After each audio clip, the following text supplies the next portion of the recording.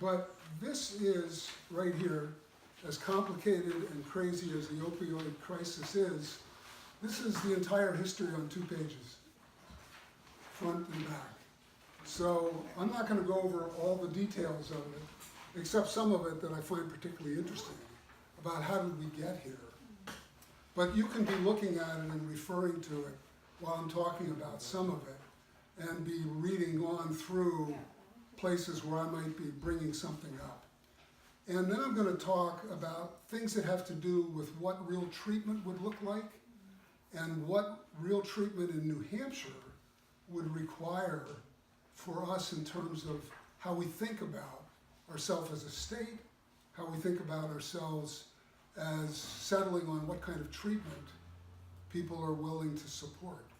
And that's going to be a really critical part of this eventually, sooner than we're prepared for, probably.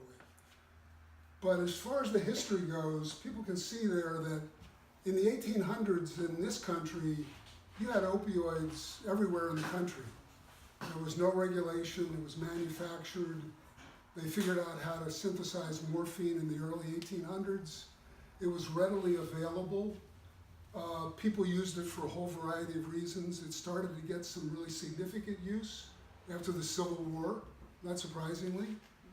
And in 1873 somebody figured out that it was addictive, that people had a withdrawal problem, and they had problems with tolerance to the medicine. But that didn't stop companies like Bayer, aspirin, making a cough syrup that they mixed with heroin and sold to kids, adults, anybody that had a bad cough, because it really worked. It stopped a cough, but it also got people addicted. They knew it was addictive, but there was nobody regulating what they were up to at the time. Sears and Roebuck is another good example. You could buy things like cocaine and a syringe and a needle in the Sears and Roebuck catalog. So it was generally available. It was known to be addictive in certain circles. The circles that were spreading the message clearly were selling something they didn't want to have people be worried about. That's a point I want to make, because we'll see how it reproduces itself in the middle of the 1990s. But in any case, over time, there is use, there are people getting addicted. It's becoming known that they're addicted. They're usually patients that are being prescribed medicine by physicians. And somewhere around the First World War, a number of politicians realized that they could make political mileage out of focusing on drug use as a cause of crime. We'll circle around and see that come up again too. But because there was political hay to be made, politicians made a big deal out of how dangerous these medicines were, not because of addictive issues, but because they made people into criminals. For example, they believed that it made Southern Negroes better marksmen and more violent. And Chinese railroad workers were drawing women into opium dens and contributing to crime. And these were some of the ways that they advanced the notion that they needed to do something. And that resulted in something called the Harrison Narcotics Act. And that was in 1914.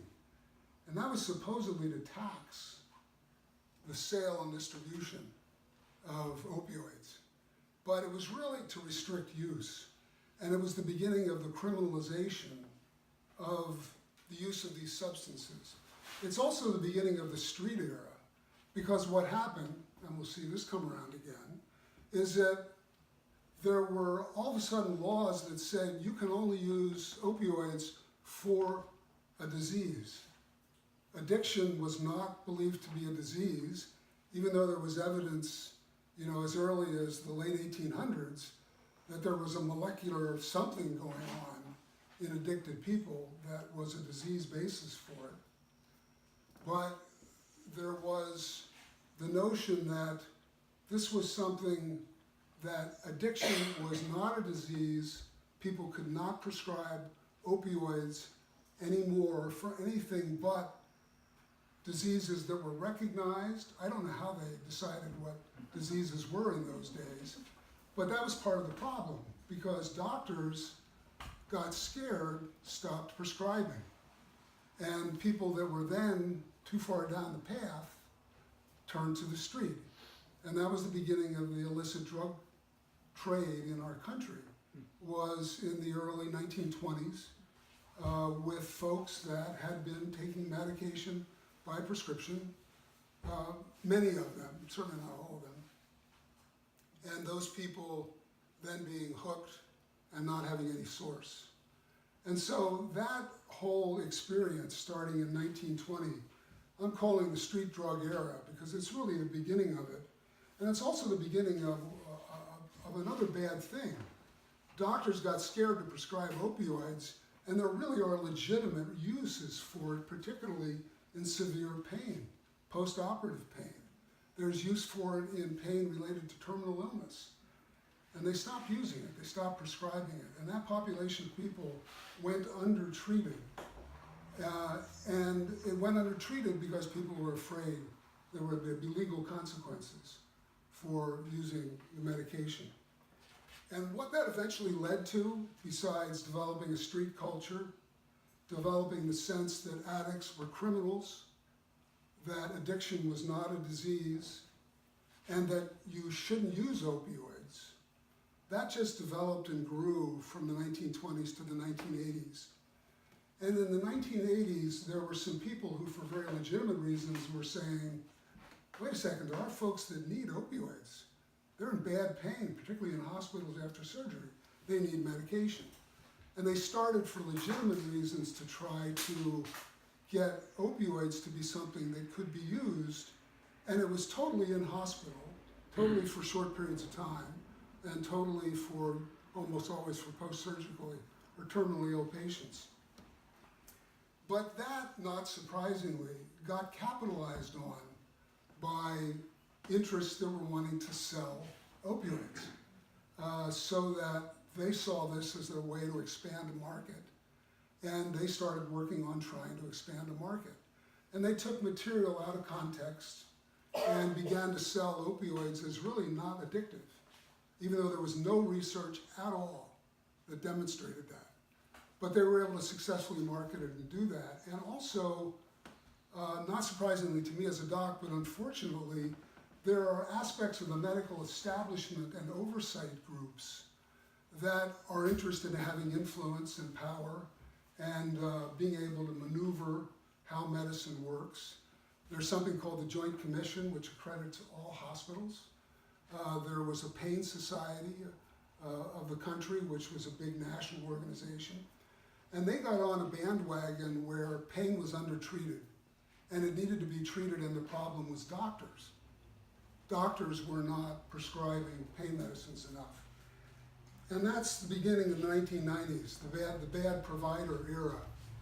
And during that time, doctors start getting a lot of pressure, and I remember this, a lot of pressure about really pressing about pain. What were you doing about pain? In the hospital setting, it was particularly acute. And there were many people talking as if this was a discovery, that this was an undertreated condition, legitimate pain, and the doctors were the problem. So there was a lot of work that went into leaning on doctors. And that unfortunately passed over right at a time when the pharmaceutical industry was doing a good job of insinuating itself into the FDA, which was responsible for overseeing the approval of all prescription drugs for diagnosable diseases in the country. That was publicly funded, purposely, so it couldn't be biased. And there was a law passed in '92 that allowed pharmaceutical companies to pay for the costs of fast-track research to the FDA to get the research done so they could get products to market. And there was drum beating about how the FDA was holding up important medicines. Well, not surprisingly, that process and that drumbeat just has kept going, so that now, today, the FDA's budget, 70% of it comes from the pharmaceutical industry, paying for the research, the regulation, the data, the studies, the patients, 70% of it is coming from the pharmaceutical industry. So that's crossing over. So they're getting more and more power. In the 90s, physicians are getting less. Pain becomes a fifth vital sign, and a hospital might not get accredited if it's not doing a good enough job of paying attention to the fifth vital sign. Doctors are getting dinged if they're not treating it adequately. They're being pressed to treat opioids. Purdue Pharma, which produces OxyContin, had a time-released morphine substance that it was glad to be selling to people at the time. And doctors were under increasing pressure, but they were also saying, wait a second, there's problems here. People get addicted to this. But the machinery of marketing, the machinery of regulatory control, pretty much kept that under the rug. So that there were never enough doctors who could get together enough and strong enough force to say to forces like the Joint Commission and all their hospital administrators, wait a minute, this is not a good thing we're doing. So it continued. And what happened is things really took off in 1995 because at that point the patent for the morphine-based time-release drug was running out, and Purdue wanted to come up with another patent for a time-release drug. Now, I don't know about you, but as a person growing up in the 50s, 60s, 70s, 80s, very common medicine to take by mouth was Percodan. You had Vicodin, you had codeine, you had Percodan. And if it had Tylenol, it was Percocet. Well, that was around all over the place, and some people liked taking fairly significant amounts of it because they could get a buzz from it. But you had to take a lot of it, and you had to have a lot of pills because they didn't make it in big-sized pills. But Purdue Pharma decided we're going to make a time-release version of Percocet, Percodan. And they did, and they patented it. And they went out to sell this with a weakened FDA, with doctors that are somewhat on their heels from all this push to do pain medicines, with the pressure to now be using pain medicines outside of the hospital for non-malignant uses in general practice. And they start marketing OxyContin extremely aggressively in 95, 96. In 93, they knew it was addictive. Their own people knew that. And those people, they either shut up or they were forced out. I don't know the details about what happened there. But in any case, that stuff was uncovered in documents that subsequently came to light, much like the cigarette industry's efforts. But in any case, the way in which, I don't know who's ever been around drug detail folks who are out selling medicines to physicians, but having lived in that world for 4 decades, very early on I said, I don't talk to any of you. I don't talk to any, it's nothing personal, I just don't talk to any of you because I know that this is about influencing me. And I'm not that smart to figure out how you might be influencing me because you've spent a lot of money trying to figure out how to do that. So I was not somebody who was meeting with drug detail people, but I was seeing this go on all over the place. And what drug detail people do when they're starting a new medicine is they go out in large numbers and they knock on doctors' doors and they try to get a sense of what the needs are. And then they try to hone in on particular markets that they might not have figured out were there.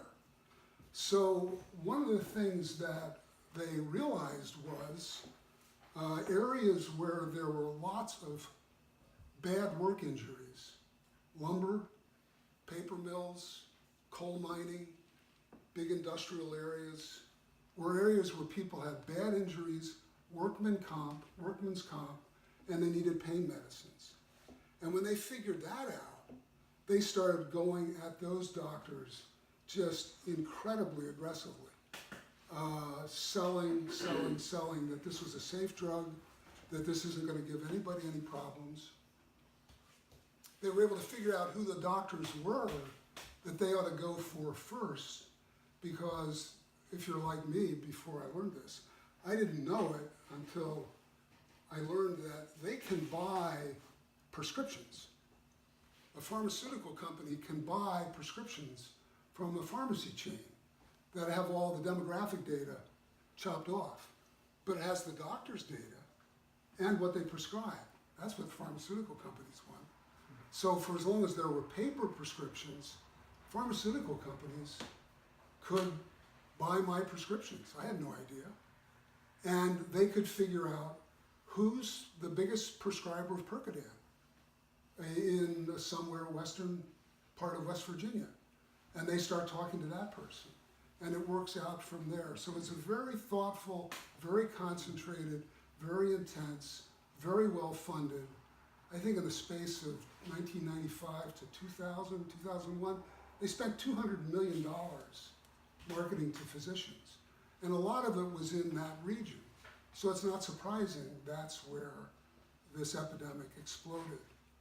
I learned about the fact that they could buy prescriptions because there was one detail person that just wouldn't go away. He kept coming and knocking on my door. I was at the point of saying, I'm just not even gonna, I don't answer your calls, and if you're out of my waiting room, I'm gonna go back in my office. And he said, but I gotta talk to you, you're the largest prescriber of X antidepressant north of Boston. I said, what? I said, how do you know that? I said, well, I have all your prescriptions. And you write more prescriptions. The reason why was because I was getting all the undertreated, difficult patients who hadn't had adequate trials of medicines and was treating them to adequate dosages for adequate periods. It wasn't like I was spewing prescriptions around, but relative to most other prescribers who were sending me patients that weren't getting better, I was prescribing aggressively as supported in the literature and came up as their largest prescriber. That was a shock, and realizing how much they were already, in my life. In any case, the OxyContin deception era really coincides with an establishment deception era, where people like the Joint Commission and people like the Pain Society are working to keep under wraps the idea that OxyContin is addictive, and they're pushing it out into larger populations. 2006 marks a real turning point, and that's the plea deal era. And interestingly, the plea deal involved Rudy Giuliani, who had been hired by Purdue Pharma to deal with the growing lawsuits and the growing negative publicity about OxyContin. And at that point, there was a federal Justice Department case that was successfully moving through the courts that was about to convict the highest executives in Purdue Pharma for criminal acts and imprison them, plus fine Purdue Pharma. And Rudy Giuliani was involved, got involved, and somehow out of that, over some number of 4 to 5 months, a plea deal was eventually struck, which reduced all the felonies to misdemeanors. Nobody went to jail. Nobody admitted wrongdoing. Purdue Pharma was fined $600 million. It's a lot of money, but they'd already profited twice that much by that point, and now they've profited over $5 billion. Yeah, $600 million was the fine. They'd already profited at $1.2 billion. So they were fine with paying the fine. And they said they would cease and desist from the false advertising. And they didn't. And actually it just stopped early this year, where they formally said we're no longer doing any selling to physicians of our pain-related medicines. They kept that up throughout that whole period because they could. Because the regulatory systems were weakened, because the ability for anybody to even know how big this was getting, because it was occurring in different places. Plus, as it began to grow and really grew into suburban areas of Virginia, West Virginia, Tennessee, Maryland, into very high-class suburban neighborhoods where kids were starting to be found dead in their parents' bathroom. with no idea that they were doing anything in the way of drugs, because the pills had been sneaking in to that population of people. And that population of people was beginning to be greatly affected. But the stigma was so great that anybody who tried to speak up about it, even to other parents, to school systems, to police, were really tamped down and really pushed back, because the stigma about that having happened to their child and blame the parent process was so powerful, people were hardly able to get any traction. There's a book called Dope Sick that just came out. I can't remember the person's name who wrote it. A woman reporter from Roanoke, Virginia. It's an extraordinary book, and it tells that story through a bunch of different people's perspective. But in any case, despite this effort that almost put people in jail, this huge fine, Purdue Pharma goes on actively prescribing OxyContin for more and more things that are going out in everyday life. Back pain that's a problem, arthritis that's a problem, all kinds of things that nobody would have ever given an opioid to before, nor would they if they were paying attention at all to any of the data about the consequences of that. Plus, Purdue Pharma decides we're going to make larger and larger doses of OxyContin. So they end up with an OxyContin that's 160 milligrams. That's the equivalent of 35 milligram Percodan in a crushable pill that people know, quickly after it came out, they could crush it, take the whole amount, and get the biggest bang that they'd had, ever. And it was a pill, and there weren't any tracks, and it was from a doctor. Plus there was the emergence of a lot of folks that were selling for cash, and they were selling people twice what they needed because they knew they would sell the other half, and that would enable them to come back and pay the bill for the next visit. And there were a fair number of prosecutions of docs who were in on that process, but many of those folks accounted for an enormous number of prescriptions. And then as things began to spread and people began to have trouble, particularly as 2013, 2015 started to roll around, and the deaths are starting to get to be over like 200,000 across the country. People are starting to pay attention and say, what is going on here? States start implementing restrictions on prescribing. People that have been getting it through somebody's doctor or taking it from grandma who's moving out of her house. Here, I'll empty out the pills you don't want. Suddenly don't have access. And so they turn to heroin. And heroin by then is 5 times as strong as it was in the 1970s. Very clean, very pure, very well made, abundant and cheap. Cheaper than buying Percodan or buying OxyContin on the street. And people across the board, whether you're in the coalfields of West Virginia, whether you're in the suburbs of Roanoke, Virginia, people start getting drawn into heroin abuse. And that really takes off. And it takes off because 1 or 2 people start deciding they're going to come from Baltimore and New York, and they're going to live in one of these areas, and they start to become a distributor, and they build a pyramid scheme, and stuff spreads like wildfire. So that between 2013, well, I'll just say what the statistics are now. They're at the bottom. Right now, as of 2016, from 1999 to 2016, 350,000 people in this country have died of opioid-related overdoses. 350,000. 76,000 people died in 2017 from drug overdoses of all kinds. But the predominance of those drug overdoses are, you can trace them back to opioid use, one way or another. That's last year. That number is not getting smaller.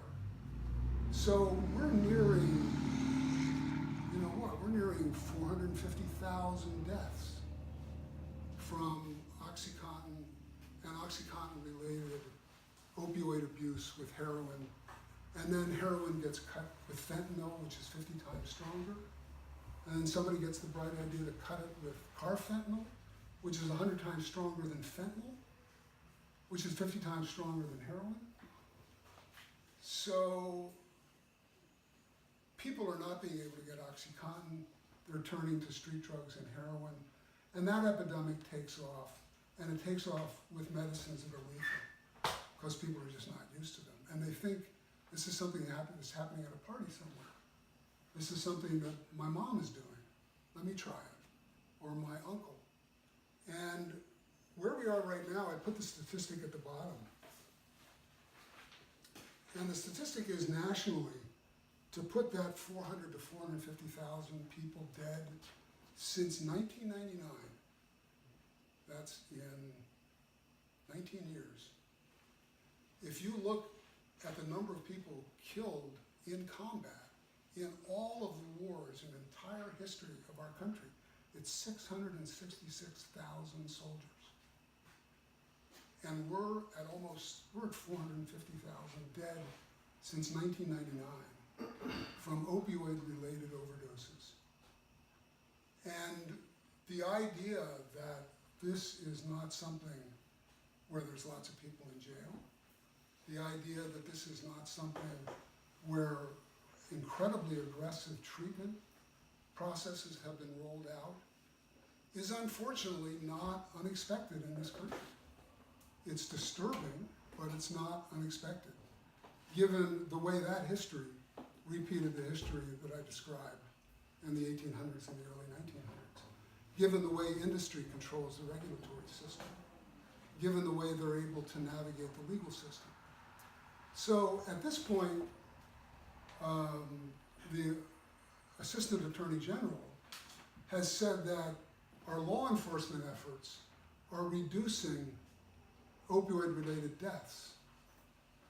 Well, the only thing he could possibly be saying, since the number went up by 10,000 between 2016 and 2017, is that maybe the rate is decreasing a little bit, but it's still going up. And he's talking about funding criminally based responses, as Jeff Sessions is here talking about providing extra prosecutors to prosecute people that are using drugs or providing drugs, even if they're friends, folks that do drugs together. So fortunately, Rod Rosenstein also said we do have to treat people. And we've got to come up with some way of doing that. So that's what I want to talk about next quickly. Because treatment, again, is something, I've said it before to some folks, it's not complicated. It's simple, but it's not easy. And the problem with treatment, first and foremost, is public perception. That's our biggest problem that we're going to have to deal with to provide anything remotely approaching effective treatment. Because public perception, both in the treatment community, in institutions, and in many individuals, is that this is a choice. This is a moral failing. This is somebody that if you're caught stealing and you end up in jail, those are your just rewards, and at least you'll be clean and you won't be using dirty needles. Except, unfortunately, that's not the case in a lot of prisons. There is plenty of drugs. There's plenty of problems with HIV increasing.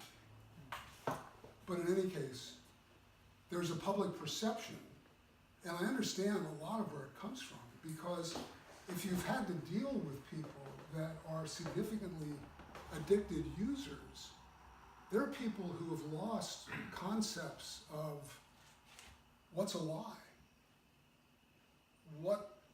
How far can I go manipulating? What's cheating? What's theft versus borrowing? And there is really the loss of executive function as a neurochemical process that's going on with the increasing addicted state that someone's in. So that they're lying to your face, and I know you're lying to me. And I can tell you you're lying to me. And you don't even know it. you cannot even connect to that idea that you're lying to me. And you cannot connect with the idea of what the consequences of that are going to be for you. And those are real things. Those are people, those are not just hundreds of thousands of people not trying so hard or doing the right thing. Those are people that are in the grip of a real neurological, neuropsychiatric illness that also has a powerful physical component. And that physical component, which is described in dope sickness, is a real thing. And nobody would want to go through withdrawal from a heavy-duty Oxycontin addiction or a heroin addiction. It's terrible. It's survivable, but it's terrible. And if you're addicted, you're not somebody who can weigh, okay, well, how terrible is it compared to what I'm having to do now? It's just terrible. So doing things to avoid that and doing what's called fundraising in the streets, and that's either by thievery or by some sexual bartering, is not something that people can make good judgments about. People do become deeply, deeply ashamed of what they're doing and deeply disturbed by their own behavior. And that is a real thing too. So that as they are more or less out of it, as they become less out of it, even between usage and where the next hit's going to come from, they're experiencing excoriating shame of just, they can't believe what they've done to people. They can't believe who they've become. They can't believe what that person looks like in the mirror. And that's real too. And it's not that they can translate that into, oh, well, I got to stop. Because those neurological pathways, they just are not working in that kind of sequence anymore. So the reality is that as much as it would be seemingly clean to clean up the streets, put people in jail, just take them off, they'll get through dope sickness, keep them in jail, and they won't be able to use them there. It doesn't work. It doesn't work for a whole bunch of reasons, but it doesn't work. And I understand why a lot of law enforcement people, good-hearted, solid-thinking law enforcement people, believe that is the way to go, because they have seen so much of the manipulative behavior. They've seen so much of the lying, cheating, and thievery.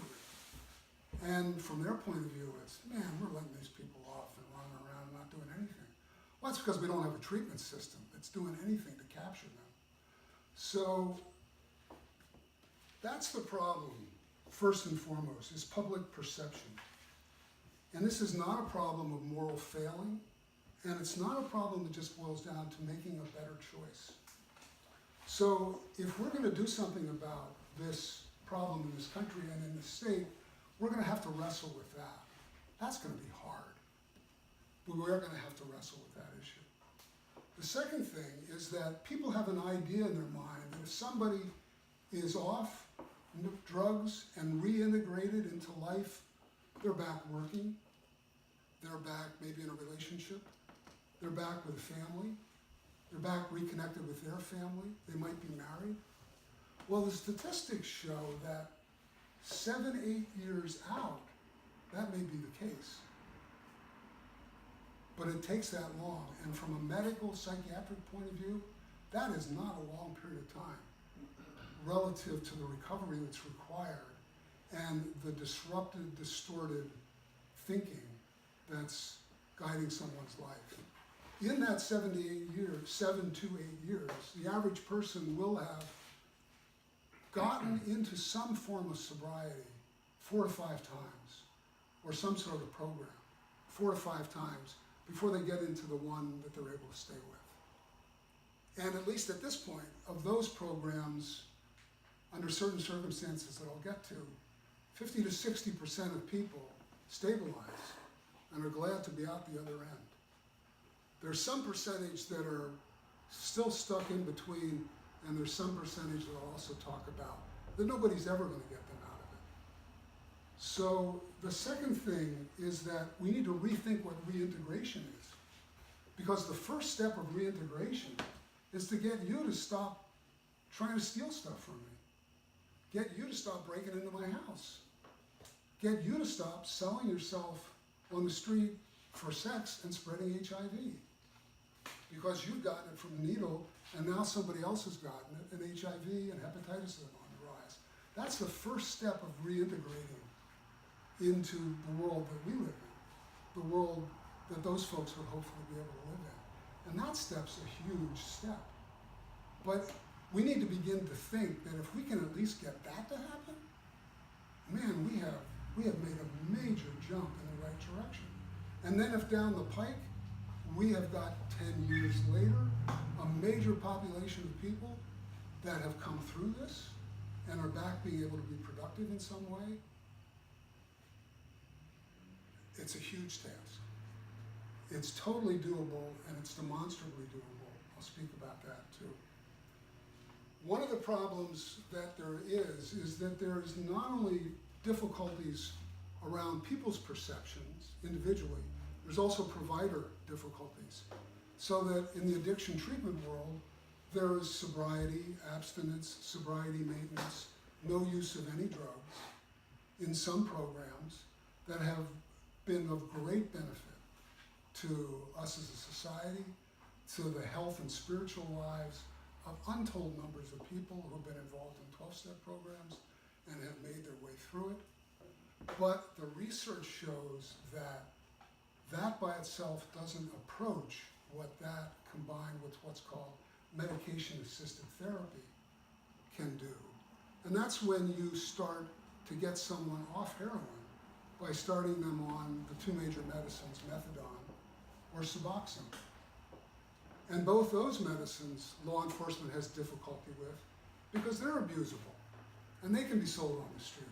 And there are doctors, even in this state, unfortunately, and on the Board of Medicine, I'm investigating that, who are clearly running pill offices that are selling drugs and getting people back to buy more. So there is a lot of disagreement with what could actually happen about using medication-assisted treatment.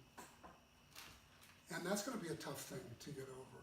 But it works, and it works much better than the idea of abstinence alone, especially the idea that someone's going to suddenly become abstinent because they're no longer prescribed or they no longer have access.